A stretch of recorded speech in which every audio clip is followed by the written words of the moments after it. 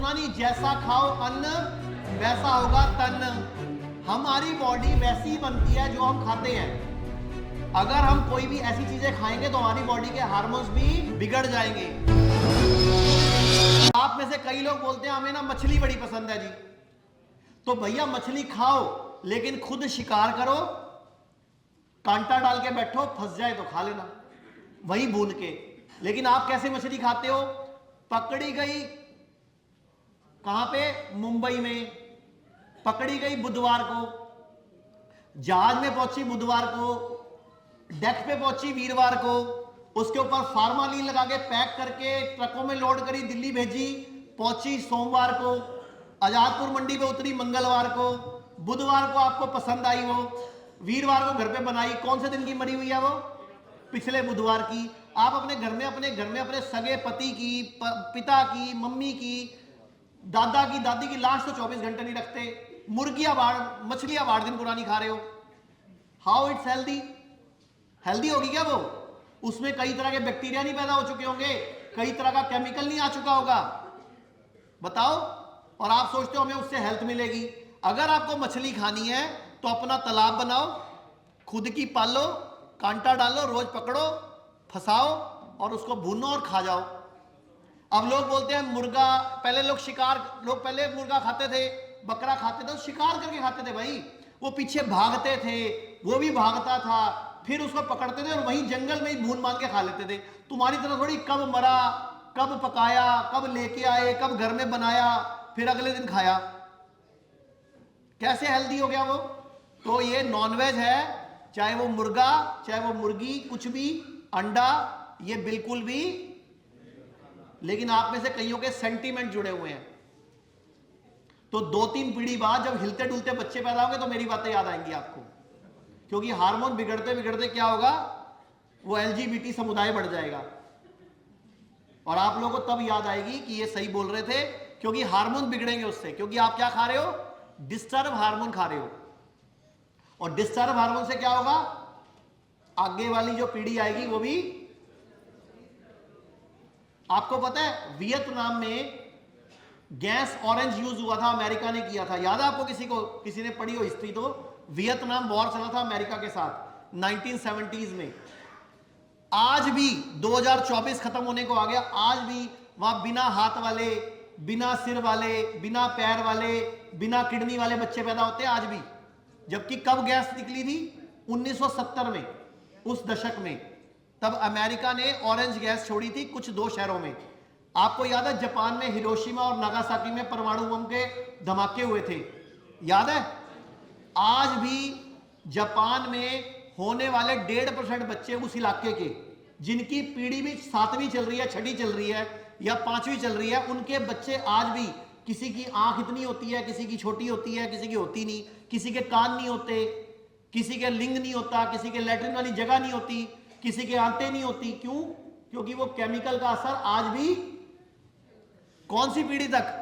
5वीं 6ठी पीढ़ी तक भी चल रहा है। तो ये हाल है। तो आप सोचो कि ये हार्मोन डिस्टर्ब हो जाते हैं और अगला असर उसका बाद में आता रहता है। तो अभी भी वक्त है, सुधर जाओ। जो हमारे लिए बना है, आप एक रूल बना लो, जिसको देखने से, जिस खाने को पकड़ने से मेरी सेंसेस तृप्त होती हो, वो खाना खाओ। जैसे आप हाथ में एक सेब पकड़ो, तो सेब पकड़ोगे, खुशबू आएगी। खुशबू आएगी तो कौन सा तत्व आपका, कौन सी सेंस काम हुई? आपकी घ्राण शक्ति, सूंघने की शक्ति। टेस्ट करोगे, उसका टेस्ट आएगा। अच्छा, सेब को कुछ मत करो, ना भूनो, ना पकाओ, कुछ मत करो, ना नमक लगाओ, उसको सिंपल खाओ। आंखों को देख के अच्छा लगता है, खाने में अच्छा लगता है, सूंघने में अच्छा लगता है, स्पर्श करते हैं फीलिंग आती है। अब आप अपने हाथ में कच्चा मांस पकड़ लो, कोई फीलिंग आती है? कोई खुशबू बढ़िया सी आती है? कोई टेस्ट बढ़िया? कच्चा खाओ ना, सेब कच्चा खा सकते हो। केले को क्या करना है? छिलका उतारना है, खा लो। संतरा पकड़ो, उसका टेस्ट करो, स्वाद आता है। तो मेरे जिसमें सेंसेस पूरे बॉडी के, हमारे कितने सेंसेस हैं? कौन कौन से? आंख, कान, नाक, मुंह और स्पर्श। तो जिसमें मेरे सेंसेस तृप्त होते हो, वो खाना आपके लिए बना है। मतलब जिस खाने को देखकर खाने का मन करे, एक फीलिंग आए बिना छेड़छाड़ के। मैं तड़का लगाने की बात नहीं कर रहा, जो कच्चा आपको देखकर ललचाए मन, जिसको देखकर आंखों को अच्छा लगे, खुशबू आ रही हो, मेरे को सुनने में उसका नाम भी अच्छा लगे, टेस्ट करने में स्वाद लगे, वो आपका भोजन है। जिस भोजन में आपको ये पांचों सेंसेस में से कोई सेंस भी यूज नहीं हो रही, तो फिर वो भोजन आपका भोजन। अच्छा, अंडा तो कच्चा है ना, जब अंडा है तो क्या है उसके अंदर, फ्लूइड है ना, आप बोलते उसको उबाला क्यों, खाओ ना कच्चा। आप मांस लो, मुर्गा लो और तंगड़ी खाओ, उसके बिना बिना भुने, बिना तड़का लगाए खाओ, कोई प्रॉब्लम नहीं है, आपको पता भी चलेगा। अब स्वाद के चक्कर में हम लोग ये चीजें भी खा रहे हैं, तो हमें सुधरना पड़ेगा। देखो कभी पहले टाइम पे क्या होता था, कभी कभार राजा को रोज शिकार करने जाता था क्या, कभी कभार करते थे, कोई कभी 6 महीने में, 2 महीने में, साल में, महीने में। और वो भी कैसा प्राणी जो बेचारा जंगल में हरी सब्जियां खा रहा है, घास खा रहा है, जंगल में घूम रहा है, उसका शिकार करते थे। आप तो पिंजरे में बंद पड़ा बेचारा, वहीं पैदा हुआ, वहीं बड़ा हो रहा है, वहीं एक दूसरे को चोंच मार रहे हैं, वहीं वो लड़ रहे हैं, वहीं वो रो रहे हैं, दूसरे को कटता देख रहे हैं, उनके अंदर रोज वो फीलिंग आ रही है, और उनका मांस खाओगे तो हेल्थ। चलो एनीवे, अब बात करते हैं थोड़ी सी फिर बॉडी की। हमारे शरीर की सबसे छोटी इकाई क्या है, हमारे शरीर की सबसे छोटी इकाई क्या है, सेल। सेल मतलब कोशिका।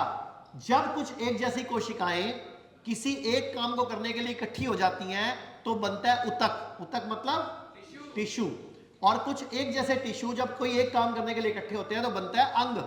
अंग मतलब ऑर्गन। ऑर्गन मतलब हार्ट, लीवर, किडनी, छोटी आंत, बड़ी आंत, पैनक्रियास, फेफड़े, ब्रेन। बाह्य अंग मतलब आंख, नाक, कान, मुंह। अंदरूनी अंग जो मैंने बताए। तो शरीर में अंग बनता है किससे, टिश्यू के कलेक्शन से, और टिश्यू बनता है सेल के कलेक्शन से। तो सबसे छोटी इकाई क्या है, सेल।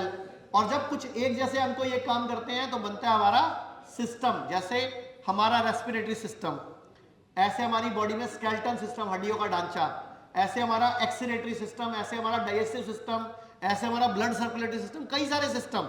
और कई सारे सिस्टम से मिलकर क्या बनती है हमारी ह्यूमन बॉडी। तो हमारी ह्यूमन बॉडी बेसिकली किससे बनी हुई है, और कितने सेल होते हैं बॉडी में, कितने सेल होते हैं, हाँ जी, खरबों सेल्स होते हैं। कितने, खरबों। पूरे भारत में हमारे 40 से अधिक हॉस्पिटल, 20 से अधिक डे केयर और 60 से अधिक क्लिनिक्स हैं, जहां kidney, liver, heart, cancer, diabetes जैसी बीमारियों का इलाज किया जाता है। अधिक जानकारी के लिए दिए गए नंबर पर कॉल करें और अपनी समस्या का समाधान पाएं।